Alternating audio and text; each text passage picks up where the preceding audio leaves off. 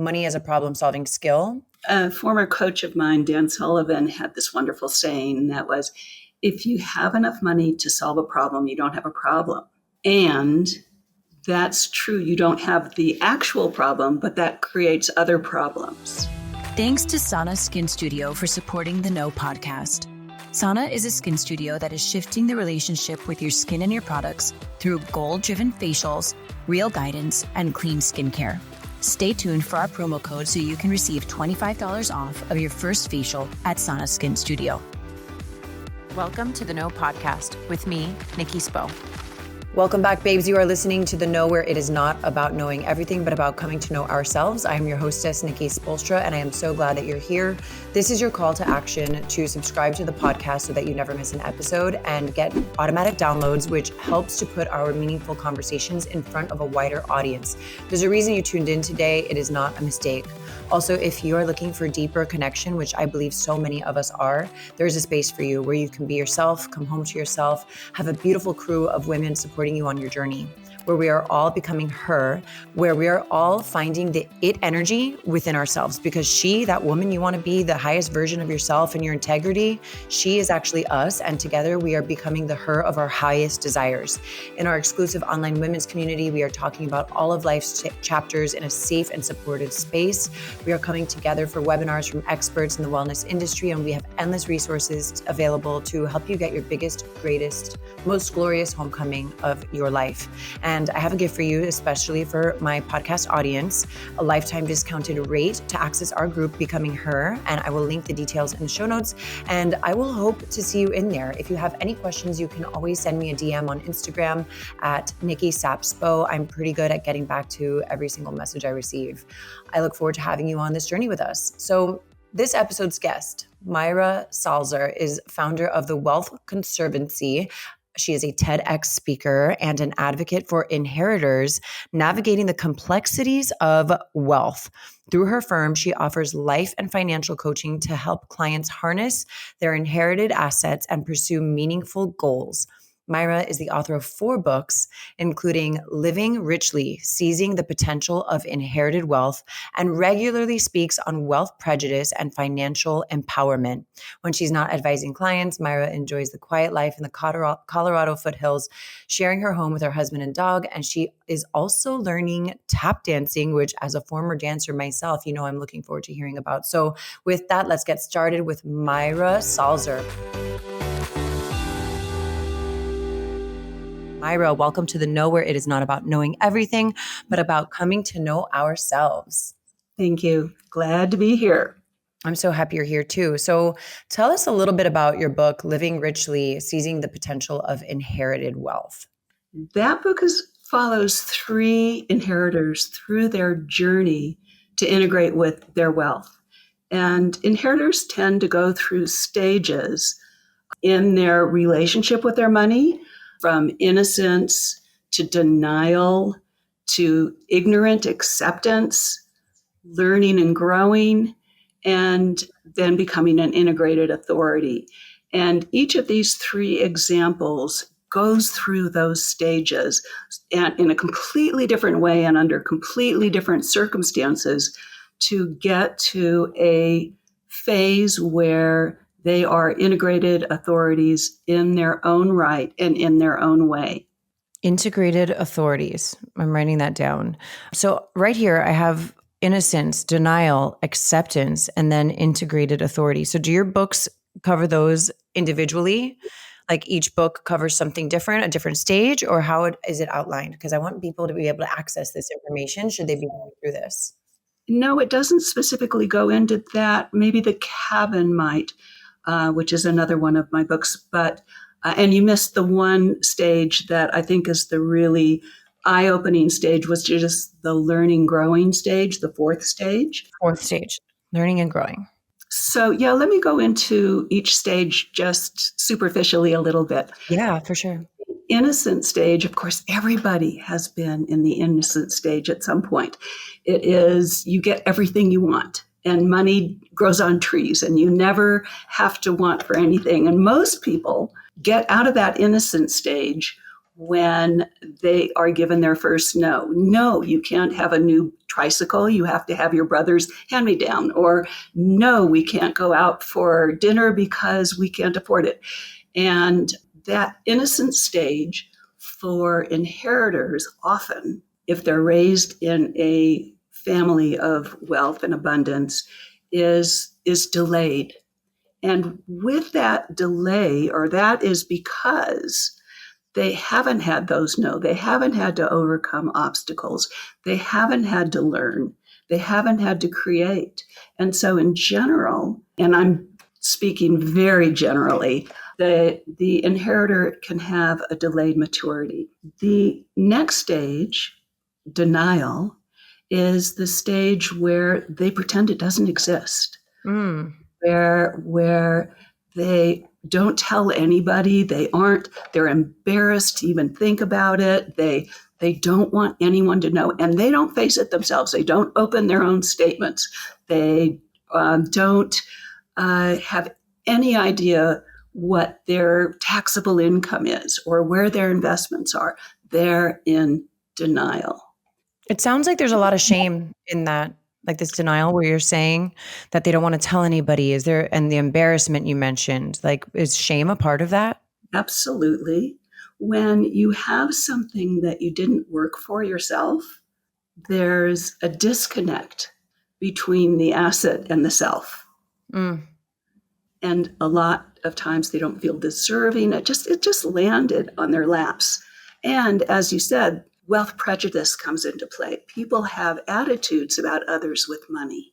And the inheritor picks up on that and doesn't want their colleagues, their friends, their peers to know that they have those assets, because they don't want to be liked for it and they don't want to be disliked for it. And people have very strong reactions to inheritors. Before we move on to the next part of that, so we just covered innocence and we covered denial, and we're going to move into acceptance. But before we do that, I actually want to share a story about somebody, a friend of mine, a long time ago. Their parents came into wealth as this friend of mine was a teenager, right? And so the parent got a brand new car at that time. I think that my friend was in high school, and the parent got a BMW. Right.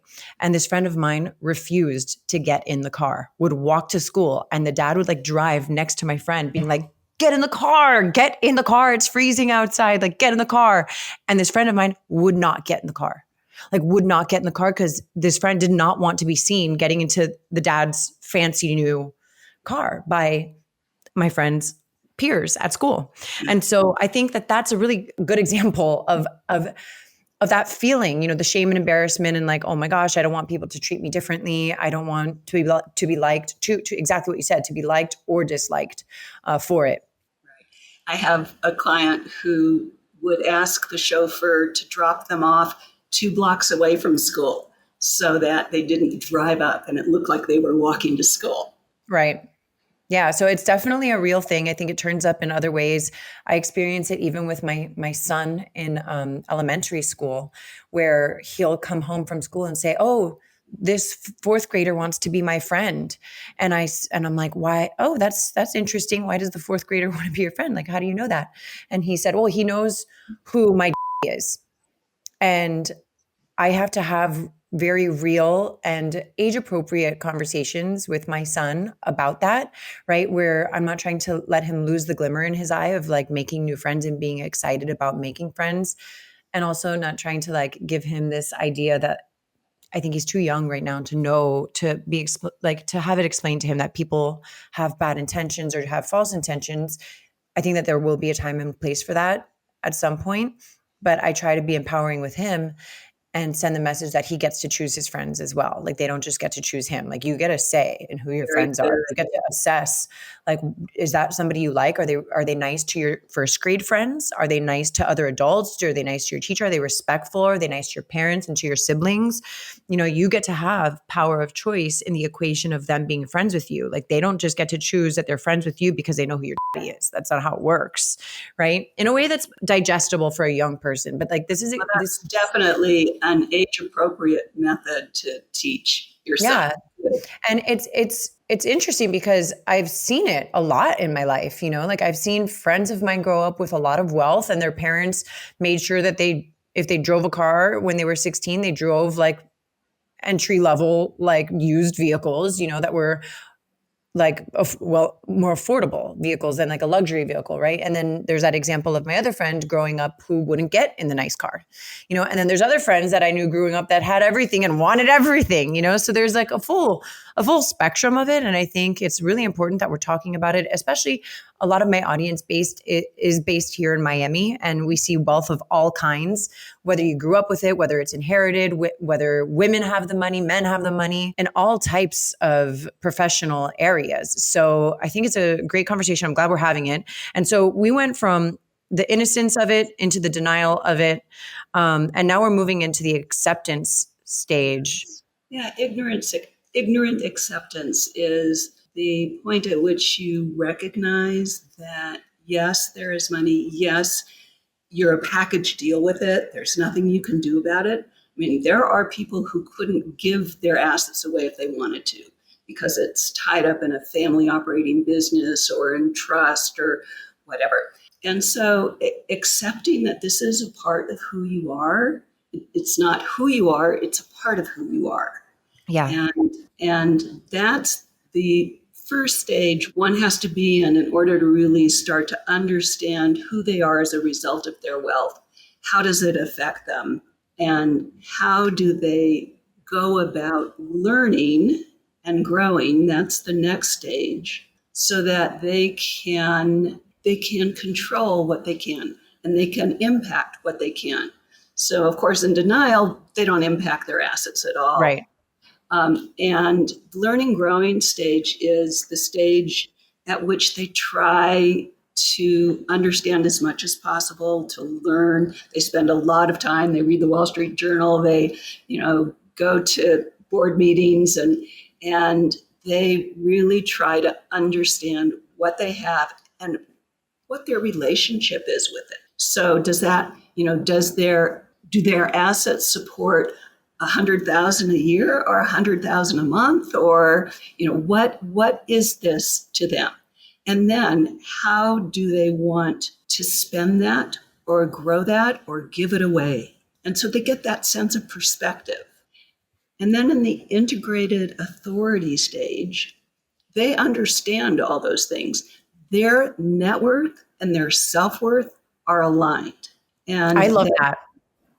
I think I'm going to title the episode that, when your net worth and your self-worth are aligned. So getting to that point, I mean, once they understand their assets, then they get to work on their self-worth.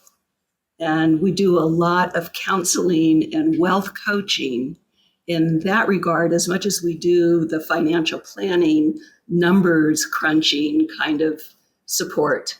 And when they're integrated authorities, their net worth, their self-worth are aligned. They know what they like to do and what they don't like to do, and they're comfortable choosing the people to delegate to for doing the tasks that need to be done that don't bring them joy. So I have a question about this, right? So we're focused mainly on inheritors, right? People can come into inheritance in a couple of different ways, right? They inherit from their family members. They can inherit it from a divorce. They can inherit it from becoming a widow. What about people who have made their wealth themselves? And even if you've made it yourself, you still feel undeserving about it because somebody had to make the money at some point, right? So not everything is just inherited. At one point or another, somebody made it. But there was a wealth creator, yes. There's a wealth creator in the system. Right, absolutely. And that person's big challenge is what to do with it, how to teach their kids. They learned in a completely different way than their kids will learn. Right.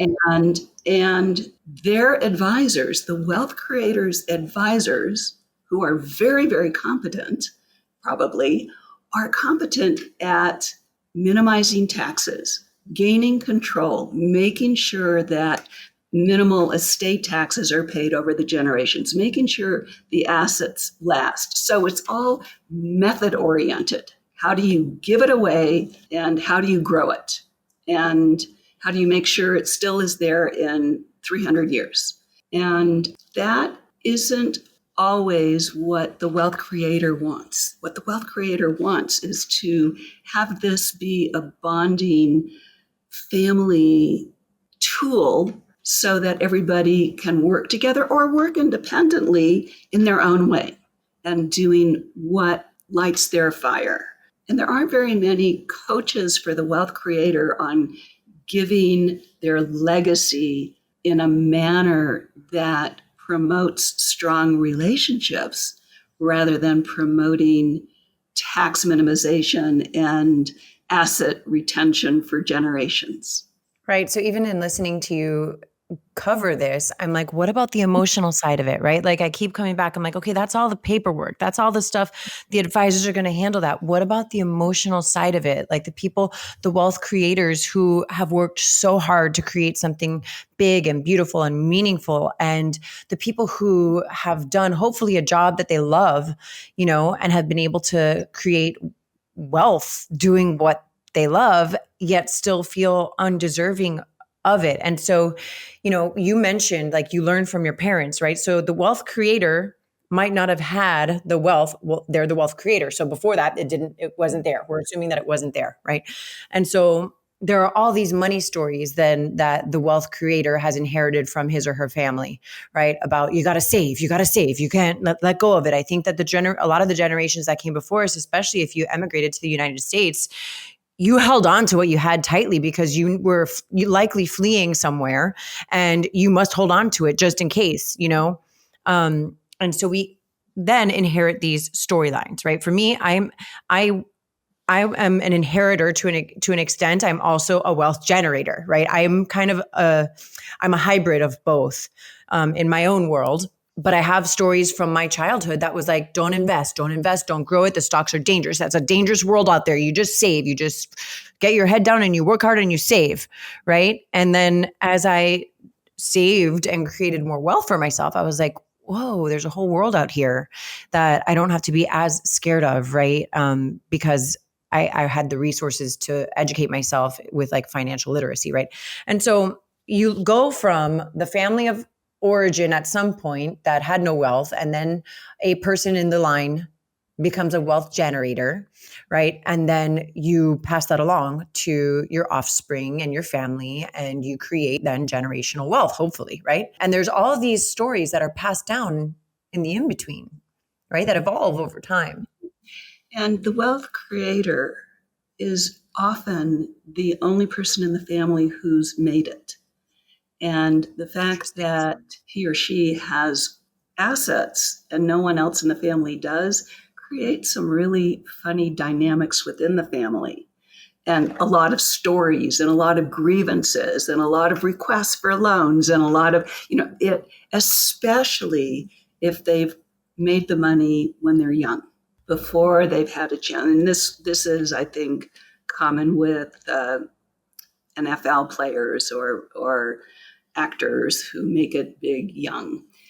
So they have that challenge as well as managing their, I don't want to say windfall because it didn't just come to them. They worked hard for it. But I think most of them wouldn't call it hard work. Most of them would call it fun.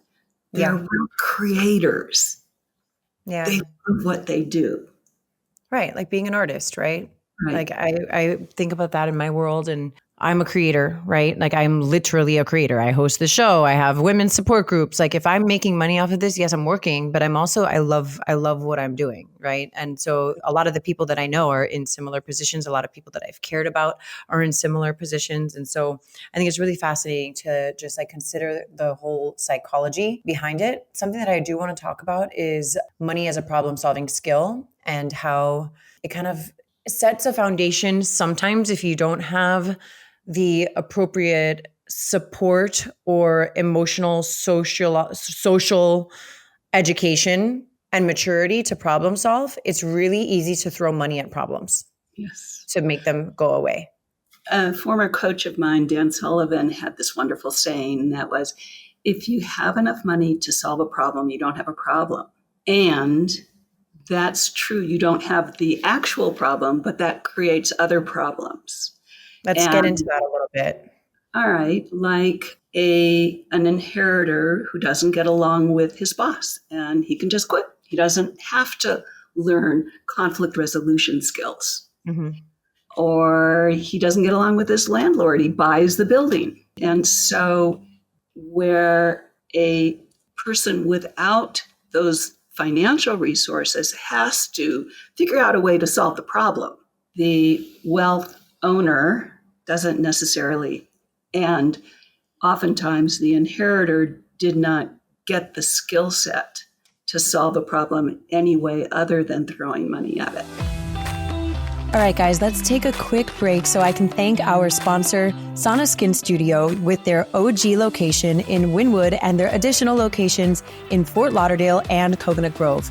Okay, so the best way I can describe Sana is that it feels like coming home. Unlike traditional facials, Sana's facials are rooted in education, and I love this so much. Every experience I have had at Sana has been a chance for me to learn more about my skin and its needs. I love that the facials are effective while also being accessible enough to be a monthly ritual rather than a yearly splurge. This is why the Sana membership is so great. I'm honored to be able to provide our audience with a promo code. Use the code THENOGLOW for $25 off of your first facial when booking at sanaskinstudio.com and additional incentives if you book a membership. I have absolutely loved my skin healing journey with Sana Skin Studio. So how do you help people develop those skill sets? And is it worth even trying? Can inheritors and people who have generational wealth learn those skills? Totally. It's just often a little bit later and a little bit rote rather than through life experience. But we have a staff of financial planners and life coaches to help them with exactly that. I think it's easy to run away from a problem if you can just pay to have it resolved, right? But what does that cost you in the long run is an interesting perspective, right? If you lose relationships that you actually care about, or like if you had tried a little differently, like maybe something that you actually wanted might work out differently than it did. Exactly. Whether that's a job, whether that's a relationship, whether it's something going on with your children, whatever it is, like there's always a cost. I have had this conversation with some friends recently. Like there's always a cost associated with it. Some people are fortunate enough that they can throw money at it, and that's the only cost that it is, right? A lot of other people actually have to deal with the shit in it. Like they have to sit in the shit, I say. They have to sit in it and go through it and learn how to overcome the obstacle, right? But there's always, in hardships, in relationships, in living, there are costs. And sometimes those are energetic costs, right? Like it's like the price, that's what it costs to play the game, and it's the cost of doing business, right? And that's with anything. And that can be energetic, it can be financial, it can be emotional, it can be psychological, all of these things. It's all intertwined. Right. That's my perspective on it. And so when you think about money, that's physical. Money is an energy exchange. It took energy to generate the money. And so money is just a physical form of energy exchange and trade, right? Like I could trade you this mug for yours, or I could trade you this mug. Like back in the day, people bartered all the time. Today, money is just another energy exchange. And so what are you willing to exchange for it? Is it the problem solving? And I do think that there's something to be said about like, if you're in a financial position that you can delegate a task that you don't want to do and you can empower somebody else to do it. Like it's not a secret. I have a staff in my home, right? I have people who help me take care of my children. I have a housekeeper, and these people I love dearly, and they take their jobs very seriously, and I treat them very well, and they get paid fairly to do those jobs. And one difference is that you respect them. Yes. And that you have been where they are. You understand them. You've done the laundry. You've done the dishes. You've done the vacuuming. You have, and you have the financial resources to delegate to someone who might like doing that more than you do. that is arriving and delegating as an integrated authority. And that's what we work with our clients on how to get there, to be empowered to delegate the areas they don't want to do, whether that's vacation planning or buying a vacation home or investing or picking up the dog from the groomer. All those things can be delegated if that's what the client wants and can afford and appreciates what they're doing in terms of delegating. So when we talk about wealth prejudice and how it affects us, coming from the other side, like I grew up in a very modest family. My dad was a firefighter. My mom was a substitute teacher. I definitely have had my own weird opinions about, or my weird adjustments into having a lifestyle that is much different than the one that I grew up in. And the wealth prejudice exists. For me, I think I've experienced it more towards myself, if anything, in this weird way. But why then is it important for you to represent a demographic for which most people have very little sympathy? Like nobody feels sorry for a rich person. Thank you. Thank you. Nobody respects. I mean, I shouldn't say nobody, but there is little respect for someone who has assets that they didn't earn themselves, because we're a society of do-it-yourselfers, and we don't respect that. And think about it. They didn't. Why though? Why? They didn't do anything to be in that position. So, I think I did. Well, you didn't. Well, I'm not going to get into that. Maybe not. Let's just skip over that. Yeah, good idea. Moving on. But you understand, if someone is a trust fund beneficiary and doesn't even know the grantor, they didn't do anything to be in the position they're in. So we don't feel sorry for them. And we don't feel sorry for them, and we don't respect them. Oof, burn. I mean, okay, I do, right? Like me as an individual, okay, for the audience who's listening, Myra and I aren't saying like she and I don't respect them. We're saying like us as a society, people generally don't. You don't really feel sorry for them. You don't have a lot of respect for them. You're like, you didn't do shit. So like, okay, right? So why is it then important for you, Myra, that you represent these people? Because they don't have others. They don't have others. They can, I mean, the stories I've heard of the Prejudice, the going out to dinner with friends and having them expect our clients to pay for it, or not being asked to help, because they don't look like they could afford a very expensive car, or just a myriad of circumstances that are odd for, a 25-year-old to be in a position where they couldn't spend everything they had if they wanted to. It makes for funny relationships. And what are some examples of that? Not knowing other people's intentions. Does he like for my money? That seems like the biggest one, right? Is like not being able to tell whether somebody is genuinely your friend or just in it for the proximity, whether that's status or to receive goods or experiences or whatever. Along the same lines, it's hard for an heir to determine whether someone really is indifferent to money. Those people exist. And those are the ones that, can be true friends and can, they can invite you over and they live in a studio apartment and they, cook spaghetti for dinner, but that's what they can do. And they offer that in return. Whereas you can tell when someone is a gold digger or wants the social influence that comes with being a friend or access to the wealth creator.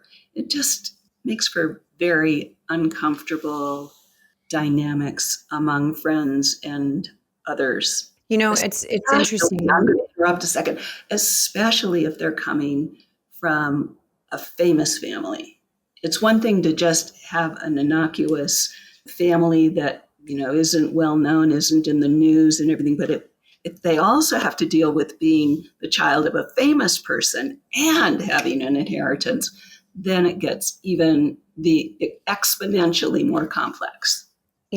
in hearing you say, like, I have a like a trigger response to the term gold digger because unfortunately I've been like the target of media shame and media, whatever, bullying and stuff like that, where people called me that, right? And so I think that women are in a really unique position because if you marry somebody who is wealthy, or even if you know that person from before they got wealthy, there's a narrative that, and it doesn't have to be gender specific, right? But in this case, I am a female. Like, you can't be with somebody, with a successful man or a high achieving man, without that narrative kind of like following you.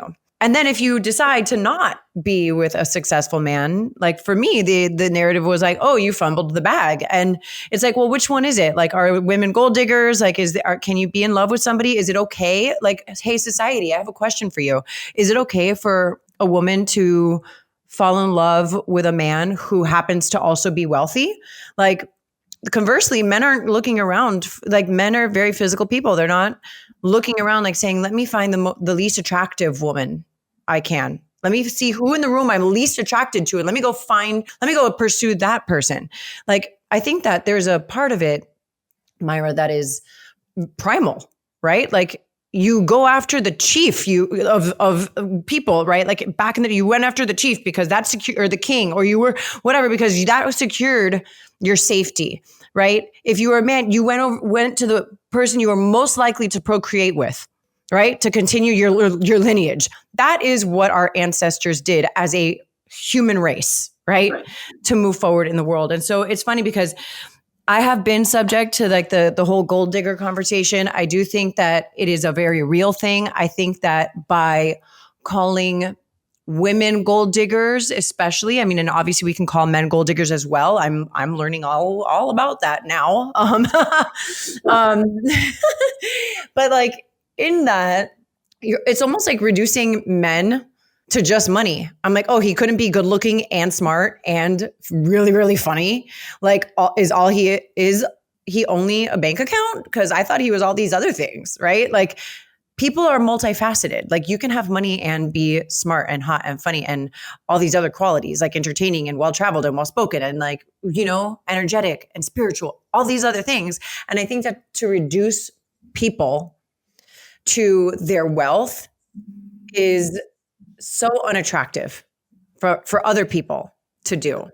And I'm glad we're having this conversation because I think that more people should be open-minded. I think it's society at large. It's really easy to look at famous people or rich, wealthy people, or whether they're wealth creators or inheritors, and have preconceived notions about them as if they aren't a whole multifaceted human. And I think that that's part of where a lot of these lessons come back to, right? So it's like, you can't have the financial wealth, like the planner, without also having the life coach element. You can, sure, but like, it's a disservice not to have the both coexist. You said it well. I can add very much to that, except perhaps when it's the wealth creator, they have come into their wealth as a result of doing something. And every time they had a success, their self-esteem went up at the same time. Yeah. And wealth creators are future focused and abundance oriented, whereas an inheritor is legacy focused, scarcity oriented. Whoa. Yeah. Why? Why scarcity focused? Because if they screw up, they don't have the confidence that they can earn it back again. Because they didn't practice the skills that got them there in the first place. Right. That's why it's so important for people who are the wealth generators, right, to instill the work ethic, right, and the life experience in their children so that they have these life skills, right? I mean, even something that I think about in my family is like the way that I see it, I'm like, my kids have to work, like whether that's coaching a sport, tutoring kids, babysitting, working at the ice cream shop, whatever it is. Like, my idea is that like they're gonna know what it means to put in some effort here and problem solve and have to do these skills, have to have life skills. You don't just get to have a schedule change out of your class because you don't like the teacher. No, sir. You're gonna have to like sit with your big feelings and learn how to adjust. I think these are really, really important lessons that wealth generators have to pass along to their kids and to their family members. Right. And you hope Exactly. that that's happening, but it's easy, right? Like the generations that came before us, they just want to give us and make our lives so much easier. They tend to. You want to give your kids a better life experience than the one that you had, right? You don't want them to work as hard or suffer as much, right? But how do we create less suffering while also teaching life skills that are going to be really, really valuable in the long run? And that becomes part of the family legacy, that the wealth isn't just part of the family legacy, but the work ethic and the kindness and the giving back to the community, which is also something I want to talk about with you, and how people feel, people who have wealth. Is it an obligation? Is it a duty? Is it a responsibility? Can it be just a simple desire to want to give back? If you know one philanthropist, you know one philanthropist. And there are so many different ways of giving.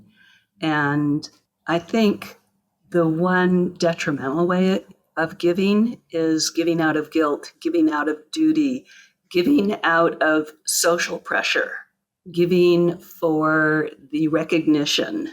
All these things point to a low self-esteem. Mm.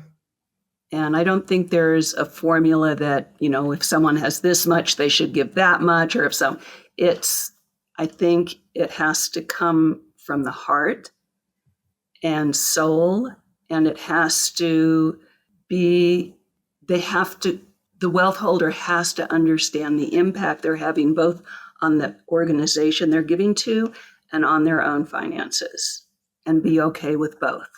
Yeah. Something that I've considered as I've identified as a philanthropist before I even had any money, because I was always like volunteering, and it was just part of my ethos as a kid. Like I felt like if I made money that I was like, I want to give, because I always have something to give, right? That was like I don't know, the way that I'm programmed. And now that I have a little bit more money to be giving to charitable causes, it's funny because like my son went through chemotherapy, right? And I get hit a lot with requests for cancer research and this and that and the other. And it's something that I'm really passionate about, right? But I also think that like, I know for me that I'm not in the category of giving, that I don't feel like my amount of giving would move the needle enough, right? I'm like, I'm going to leave that to the bigger hitters, the bigger hitters than me. I feel like I can give X amount of dollars to this one organization, and those dollars will be stretched really, really far and have a greater impact on that organization, even if it's smaller, even if it's something different, right? Than something that has hit close to home for me is something like pediatric cancer, right? I'm like, I have to sit and look, Myra, at how my dollars are going to go to use, how an organization is going to use them.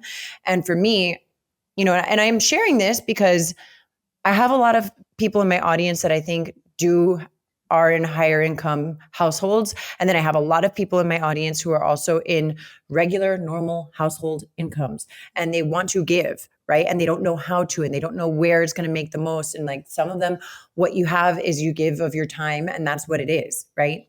And I think that kind of coming full circle to what I was saying before is like, no matter what, it's an energy exchange ultimately, right? Whether it's in dollars, in your talent, right? Time, talent, and treasure, right? That's what all the charities will hit you with, is your time, your talent, or your treasure. And it's true. It's no matter which way you look at it, it's an energy exchange.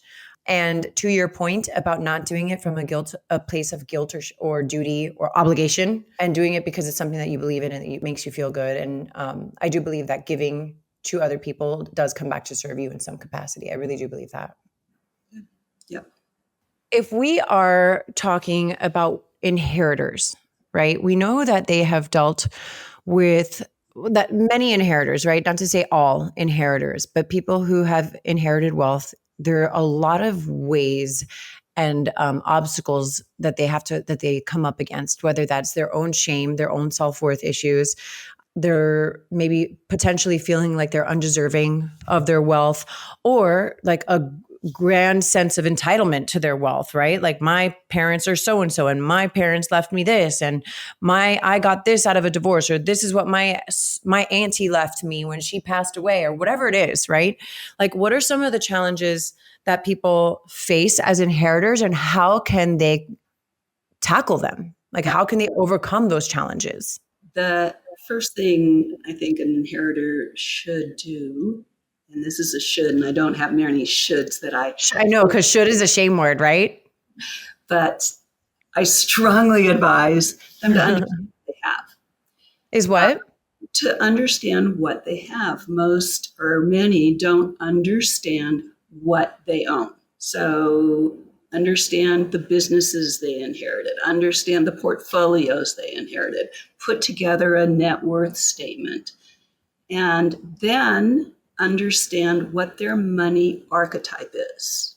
Ooh. Are they a maverick? And they can discover that in our Way Into Wealth program. So if they go to wayintowealth.com, it's an 8-session program, one-on-one with Melissa Hoyer, our life coach and financial advisor.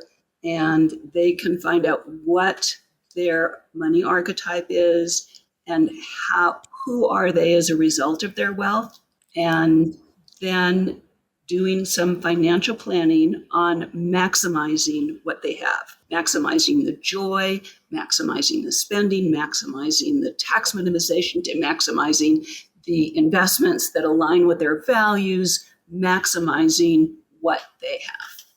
Myra, this is great. This is a wealth of knowledge, right? So I love that three things that inheritors, but really anybody with any kind of money, right, can look into, because wealth is subjective. It's also subjective, right? You can come from nothing and have more than what your family had before you, and you are considered wealthy in your eyes and maybe theirs, right? So one is to understand what you have and what businesses you might have inherited, a portfolio, a net worth statement.